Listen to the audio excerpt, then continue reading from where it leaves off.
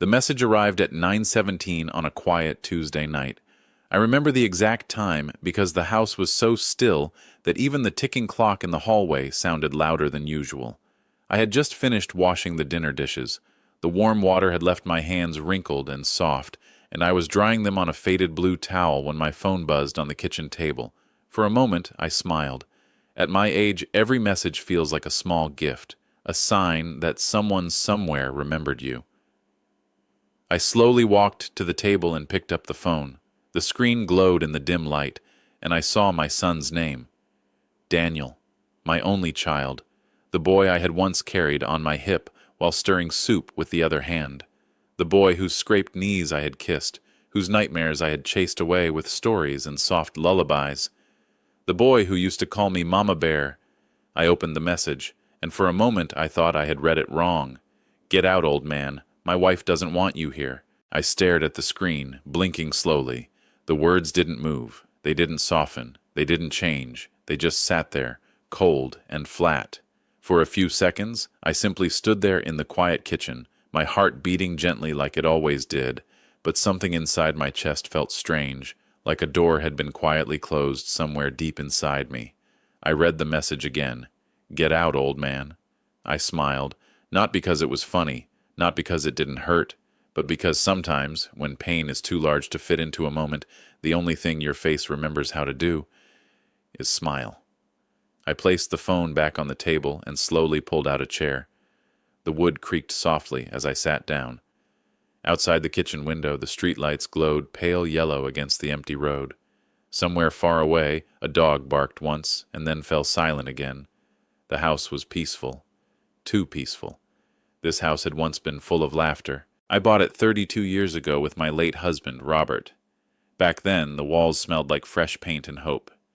Daniel was only 6 years old, running barefoot through the empty rooms, while we argued about where the couch should go. Robert had laughed and said, "Let the boy decide. It'll be his house one day anyway." I didn't know then how heavy those words would feel years later. After Robert passed away, it was just Daniel and me. Two people learning how to live with one empty chair at the dinner table.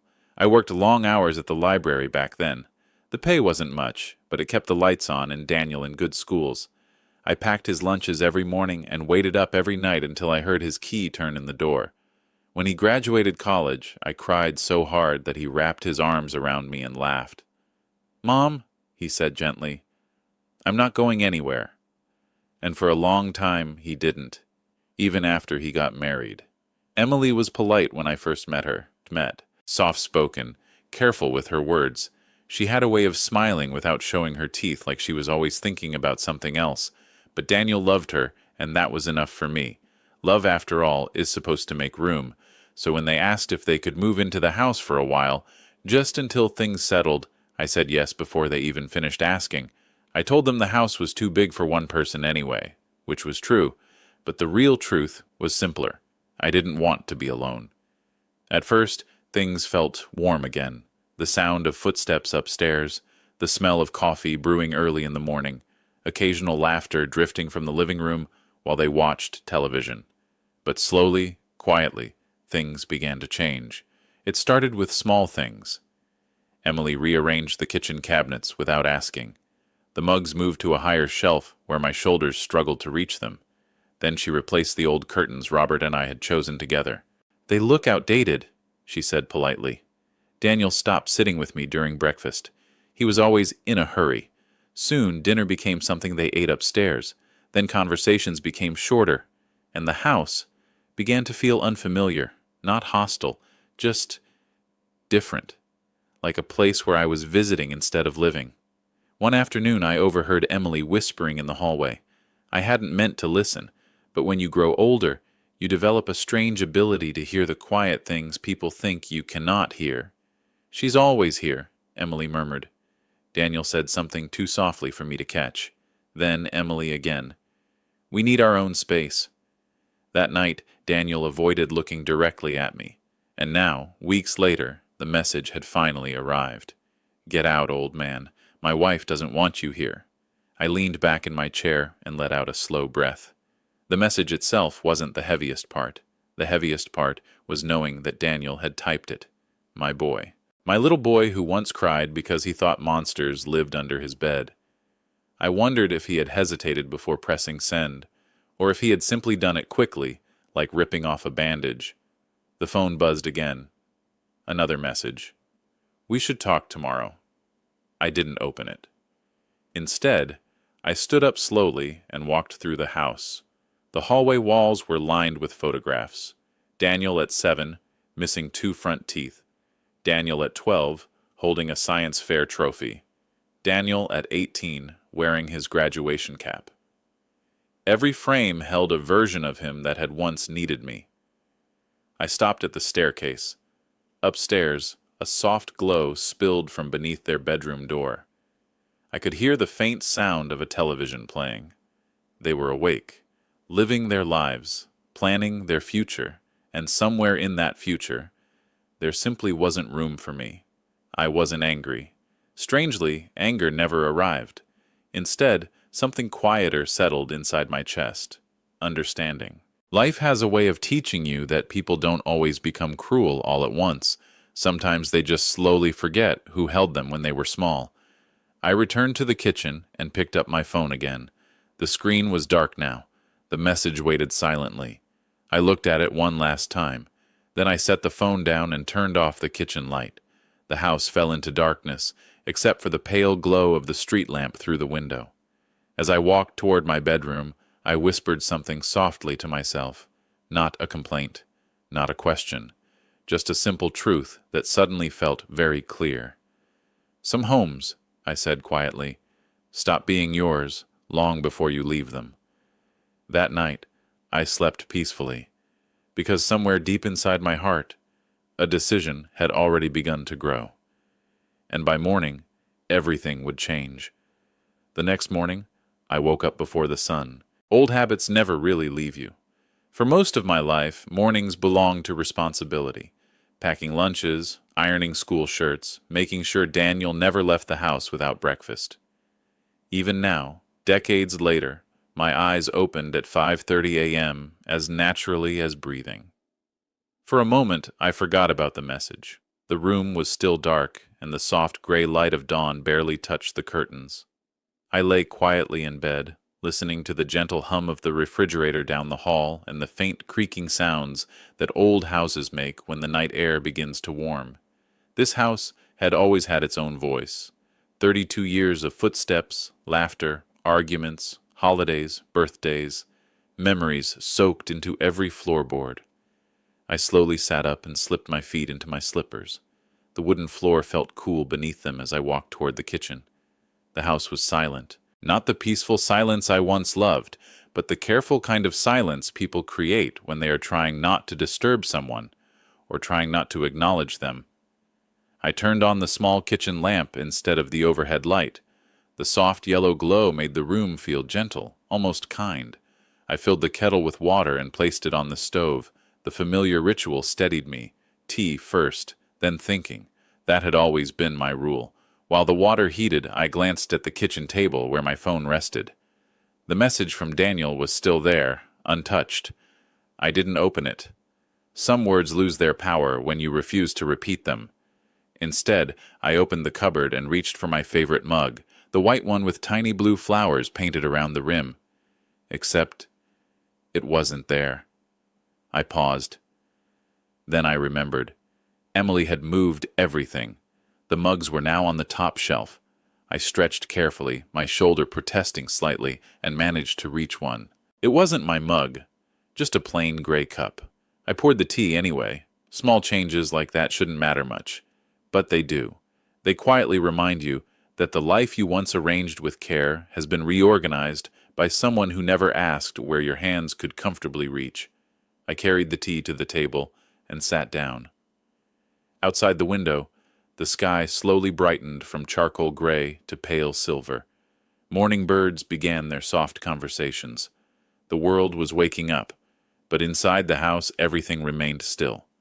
Around 7 o'clock, I heard footsteps upstairs. A door opened, then closed, water running in the bathroom, the usual sounds of people preparing for their day. I sipped my tea slowly and waited. Part of me wondered if Daniel would come down. If he would stand awkwardly in the doorway and say something like, "Mom, about last night." But the staircase remained empty. Eventually, I heard the bedroom door open again. Two sets of footsteps crossed the hallway. Whispered voices. A laugh. Emily's. Then the stairs creaked lightly as they came down. They entered the kitchen together. Daniel was looking at his phone. Emily carried her laptop bag. Neither of them seemed surprised to see me sitting there, but there was a brief pause, the kind people make when they suddenly remember something uncomfortable. "Morning," I said gently. My voice sounded calm, normal. Daniel nodded quickly. "Morning." Emily gave a small, polite smile. "Good morning." She opened the refrigerator and took out almond milk. Daniel poured himself coffee. No one mentioned the message. No one looked directly at me for longer than a second. The silence between us wasn't loud, but it was thick, like fog filling a room. Daniel finally cleared his throat. "Mom, we should talk later." I nodded softly. Of course. That was all. No apology, no explanation. Just a vague promise pushed somewhere into the future. They finished their coffee quickly. Emily glanced at the clock. "We'll be late." Daniel grabbed his car keys. They walked toward the door together. Before leaving, Daniel hesitated for a moment. His hand rested on the doorknob. For a brief second, I thought he might turn around, say something real, but instead, he simply said, "We'll talk tonight." Then they left. The front door closed with a quiet click. And just like that, the house returned to silence. I remained at the table for a long time. My tea had grown cold. I wasn't crying. Tears sometimes come when anger burns hot. But when sadness settles deeply enough, it becomes quiet, almost thoughtful. I looked around the kitchen slowly. The countertops were spotless. Emily liked things neat. The fruit bowl had been replaced with a modern glass tray. Even the refrigerator magnets had changed. The old ones Daniel collected as a child during our small vacations had disappeared. In their place were sleek metal clips holding grocery lists and reminders. Everything looked efficient. I stood up and began walking through the house, not with urgency, just observation. The living room came first. The couch Robert and I bought 15 years ago had been moved against a different wall. A large television now hung where our family photo collage once was. The photos were gone, not thrown away, I hoped, just somewhere else, maybe in a drawer. I walked down the hallway. My fingers brushed lightly against the wall as I passed. I paused outside Daniel's old bedroom. The door was open. Inside, the room had become a home office. The small bookshelf where his childhood trophies once stood was now filled with business books and binders. His desk lamp, still the same one he used while studying for exams, sat beside Emily's sleek laptop. The past had been carefully packed away, not destroyed, just replaced. I closed the door gently. Then I continued down the hallway until I reached the front window. From there, I could see the driveway. Their car was gone. The street was empty. And for the first time in a long while, I allowed myself to notice something important. The house didn't feel like mine anymore. Not because someone had forced me out, but because the spirit of the place had shifted. Homes are strange things. They are not just walls and roofs. They are agreements, unspoken understandings about belonging. And somewhere along the way, that agreement had quietly changed. I walked back to the kitchen and washed my mug. The simple motion felt grounding. Water running, ceramic touching porcelain. Life's smallest routines often carry the most stability. As I dried the cup, my eyes drifted again to the phone on the table. Daniel's message was still waiting there. I picked up the phone. For a moment, my thumb hovered over the screen. Then I opened it. The words looked exactly the same as they had last night. "Get out, old man. My wife doesn't want you here." Below it, the second message. "We should talk tomorrow." I stared at the screen quietly. Then something unexpected happened. I didn't feel hurt anymore. Instead, I felt clarity. A strange, peaceful clarity that sometimes arrives when a difficult truth finally stops pretending to be something else. Daniel wasn't cruel. He was just weak. weak enough to say something he would never have said alone, weak enough to let someone else reshape the meaning of home. And Emily? She wasn't evil. She simply wanted a life where I didn't exist in the background. Many people want that. Space, control, comfort. I couldn't blame them for wanting their own life, but I could choose what to do with mine. I set the phone down again. Then I walked to the hallway closet and opened the small metal box where I kept old documents, house papers, bank statements, insurance records, the quiet, boring details that hold a life together. I looked at them thoughtfully. For many years, I had handled all these things myself. Even after Daniel moved in, he never asked about them, and I never insisted. Trust can sometimes look a lot like silence. I closed the box gently, not because I was avoiding the decision, but because I wanted to think carefully. Wisdom, I had learned over the years, doesn't rush. It observes, it waits, and it acts only when the heart has become completely calm. I returned to the kitchen window and watched the sunlight slowly fill the yard. The maple tree Robert planted when Daniel turned 10 swayed softly in the morning breeze. The branches were taller now than the roof of the house. Time does that. It grows things quietly while we are busy living. I folded my hands together and took a slow breath. Then I whispered something very simple. Not bitter, not angry, just honest. This house was never the problem, I said softly. The words drifted gently into the quiet kitchen, and in that moment, I began to understand something important. Sometimes the greatest strength a person can show is not fighting to stay somewhere they are no longer welcome. Sometimes strength is simply knowing when to leave with dignity. By the time the afternoon sun reached the front porch, my mind was clear. Daniel had said we would talk tonight, but deep down I already knew something he didn't. By tonight, the conversation he expected would no longer matter. The morning I chose my dignity did not begin with anger. It began with a quiet cup of tea and the sound of birds outside my window. Sunlight had just started slipping through the curtains, painting soft lines across the kitchen table. I sat there the same way I had the morning before, holding a warm mug between my hands. But something inside me had changed. The pain was still there, of course. Betrayal does not disappear overnight, but it had settled into something calmer now, like a deep lake after a storm, clear, still, and very honest. I looked around the kitchen slowly. Emily's glass fruit tray sat in the center of the table. The cabinets were organized in ways that made sense to her. Even the small rug near the sink had been replaced with something modern and gray. The house looked different, but for the first time, I noticed something else. The house also looked temporary, not because it was falling apart, but because homes only feel permanent when the people inside them respect one another. Without that, walls are just walls. I finished my tea and washed the mug carefully. As I dried it with the kitchen towel, a strange sense of calm settled over me. For most of my life, I had been responsible for other people. First my husband, then my son. I had always made decisions based on what was best for them. But that morning, standing in the quiet kitchen, I realized something important. No one else in this house was making decisions based on what was best for me, and that realization didn't make me bitter. It simply made me clear. I walked down the hallway and opened the small office room that used to be Daniel's bedroom. Emily's laptop sat on the desk. Stacks of neatly labeled folders rested beside it. The room smelled faintly of lavender air freshener. I didn't touch anything. Instead, I looked around the room slowly, remembering what it used to be. Daniel's old baseball glove once hung on that wall. His science fair ribbon had been pinned beside the window. Now those things were gone, packed away somewhere, or perhaps thrown away entirely. Time moves forward like that, sometimes too quickly. I closed the door gently and continued down the hall to my bedroom. Inside my closet were a few suitcases. I pulled one out and placed it on the bed. Then I sat beside it for a moment, resting my hands on the fabric. For many people, packing a suitcase means running away.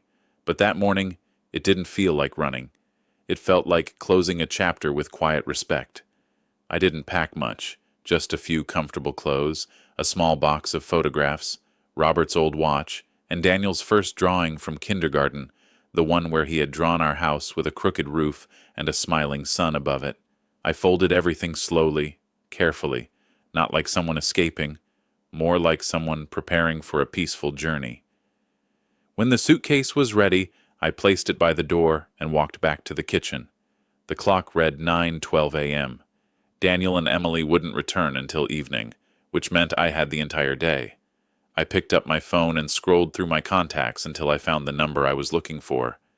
Mr. Caldwell, our family lawyer. He had helped Robert and me buy the house more than 3 decades ago. I pressed the call button. The phone rang twice, then his familiar voice answered. "Well, if it isn't Margaret." I smiled softly.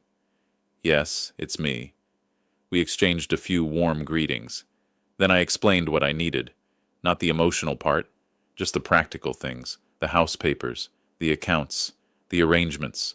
Mr. Caldwell listened quietly. When I finished, he paused for a moment. "Margaret," he said gently, "are you certain?" I looked around the kitchen again, at the quiet walls, at the neatly arranged cabinets that no longer belonged to me, and I nodded, even though he couldn't see me. "Yes," I said calmly. "I'm certain." There was no drama in my voice, no anger, just clarity.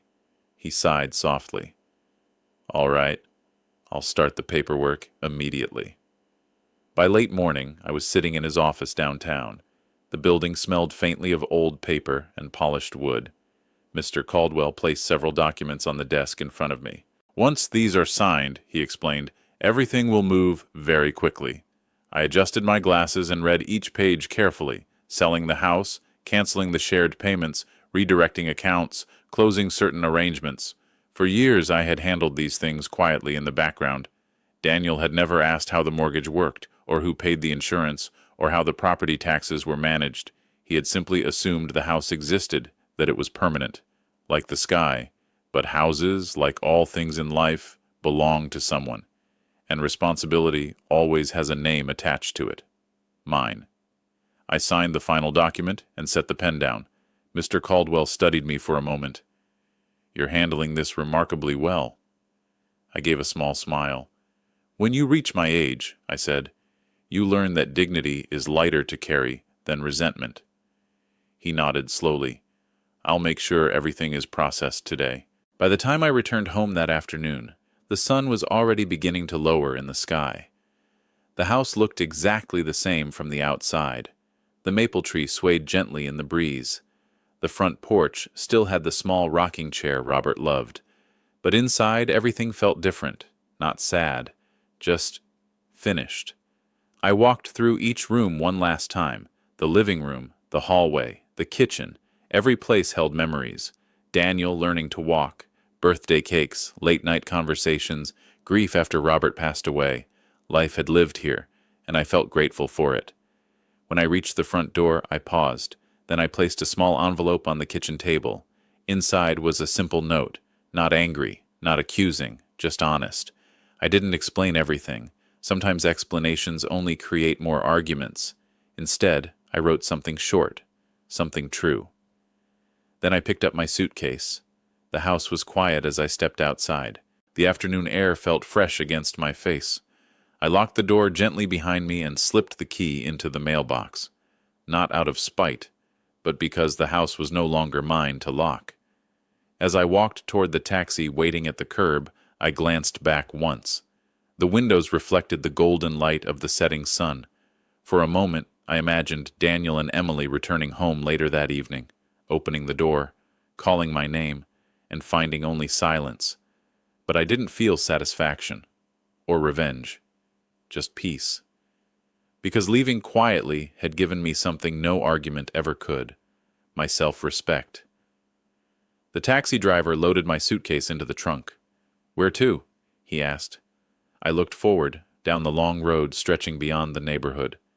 Then I gave him the address of a small town 2 hours away, a place where no one knew my story, where mornings would be quiet again, but not lonely.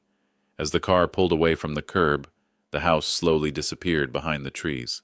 And for the first time in a very long time, I felt something warm and steady inside my chest. Freedom. Not the loud kind people talk about, but the gentle kind that arrives when a person finally chooses themselves. By the time Daniel came home that evening, I was already far down the highway, and the life he believed would always be waiting for him was quietly becoming a memory. The town I moved to was small, so small that the grocery store closed at 7 in the evening, and the same three people sat on the bench outside the bakery every morning, drinking coffee and discussing the weather like it was the most important news in the world. It was exactly what I needed. The taxi had dropped me off in front of a modest apartment building with pale yellow walls and a narrow garden full of white daisies. The place wasn't large, but it was clean, quiet, and filled with sunlight. For the first time in years, I stepped into a home where every object had been placed with my own hands. No one had moved my cups. No one had rearranged the shelves. The silence there wasn't uncomfortable. It was peaceful. The first night, I unpacked slowly. I placed Robert's watch in the small drawer beside my bed. I set Daniel's kindergarten drawing on the windowsill, where the morning sun could touch it. Then I made myself a cup of tea and sat by the window. Outside, the streetlights glowed softly over a quiet road. Somewhere in the distance, I could hear the faint laughter of neighbors walking home from dinner. I felt tired, but it was the kind of tired that follows a long journey, not the heavy exhaustion of carrying emotional weight. For the first time in a very long time, my mind was calm. That night, I slept deeply. No restless thoughts, no replaying painful conversations, just quiet rest. Meanwhile, back in the old house, Daniel and Emily had returned home around 6:30 that evening. I imagine the moment clearly.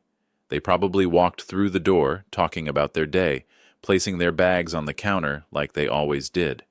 At first, they might not have noticed anything unusual, but eventually, Daniel would have called out my name. "Mom?" No answer. Maybe he checked my bedroom, the living room, the backyard. Still nothing, and then he would have seen the envelope on the kitchen table. Inside, my note waited patiently. It was written in simple handwriting.